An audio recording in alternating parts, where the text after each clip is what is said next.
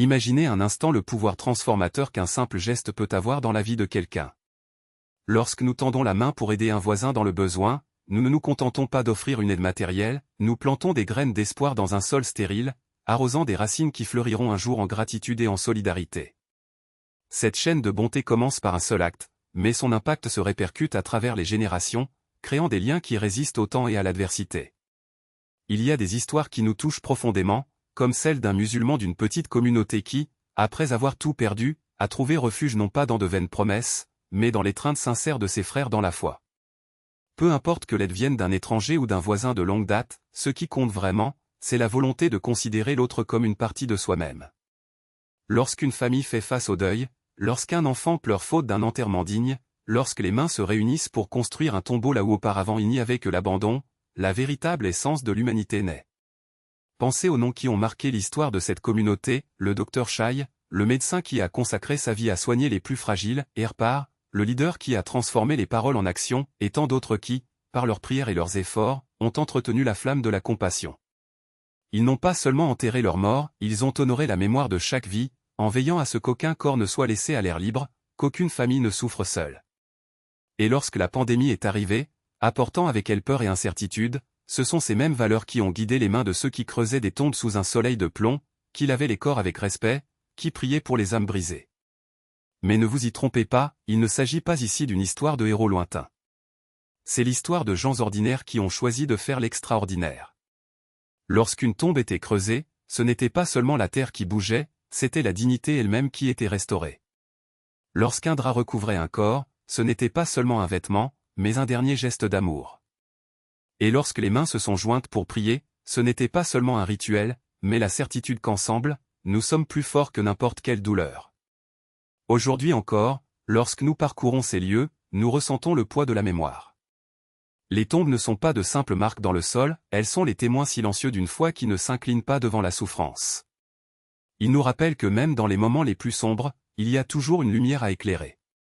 Et cette lumière ne vient pas de grands gestes, mais de petits actes, un verre d'eau offert à celui qui creuse la terre, un mot de réconfort murmuré à l'oreille de celui qui pleure, un regard qui dit « Tu n'es pas seul ».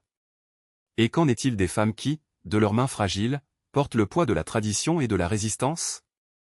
Ils étaient les gardiens des rituels, les voix qui chantaient les prières quand les hommes ne le pouvaient pas, les mains qui préparaient les corps au repos éternel. Dans leur maison, au milieu des larmes et du silence, ils ont entretenu la flamme de l'espérance, enseignant aux nouvelles générations que la foi ne se mesure pas à la grandeur des temples, mais à la profondeur du cœur. Maintenant, imaginez si chacun de nous avait cette même disposition. Si, au lieu de détourner le regard de la douleur des autres, nous l'abordions avec empathie.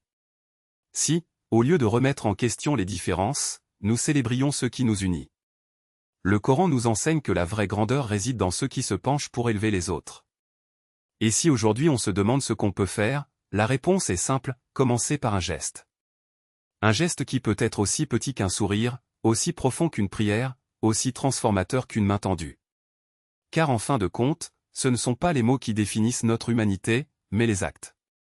Et quand nous regardons ceux qui nous ont précédés, nous constatons qu'ils ne recherchaient ni la gloire ni la reconnaissance.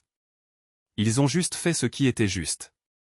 Et c'est cette simplicité, cette pureté d'intention, qui nous incite à aller de l'avant. Puissions-nous donc être comme eux, fermes dans la foi, généreux dans l'amour et infatigables dans la compassion. Parce qu'un jour, lorsque nous aurons besoin d'aide, nous espérons trouver des mains aussi disposées que les nôtres. Et que le Créateur, dans sa miséricorde infinie, nous guide sur ce chemin, nous donnant la force d'être lumière là où il y a les ténèbres, réconfort là où il y a la douleur et espoir là où il n'y a que le désespoir. Après tout, la véritable mesure d'une vie ne réside pas dans ce que nous accumulons, mais dans ce que nous laissons derrière nous et dans l'héritage d'amour que nous construisons, un geste à la fois. Et c'est précisément sur ce chemin de générosité que nous découvrons le vrai sens de la foi, non pas dans des paroles vides de sens, mais dans des actions qui transforment. Chaque acte de gentillesse, aussi petit soit-il, est une graine plantée dans le sol fertile du cœur humain et, au fil du temps, elle s'épanouit en arbre feuillu, dont les fruits nourrissent des générations. Puissions-nous donc être comme ces arbres, fermes dans la tempête, généreux dans la récolte et toujours prêts à offrir de l'ombre à ceux qui marchent sous le soleil brûlant de la vie. Car, en fin de compte, ce ne sont pas les titres que nous portons ou les richesses que nous accumulons qui résonneront au-delà de notre époque, mais plutôt les sourires que nous réveillons, les larmes que nous essuyons et les mains que nous tenons lorsque personne d'autre n'ose tendre la leur. Puisse Allah, dans son infinie sagesse, nous accorder la clarté nécessaire pour voir les opportunités de servir, le courage d'agir sans hésitation et l'humilité de reconnaître que, dans chaque acte d'amour, nous ne sommes que des instruments de sa volonté. Et qu'à la fin de chaque journée, nous puissions nous coucher avec la certitude que, même dans les petites choses, un regard de compréhension, un mot d'encouragement, une minute d'attention, nous avons quitté le monde un peu mieux que nous ne l'avons trouvé. Parce que c'est ainsi qu'on construit un héritage, non pas avec grandeur, mais avec le calme de ceux qui savent que le vrai pouvoir réside dans le service. Et qu'en servant, nous devenons dignes de la grâce qui nous est confiée.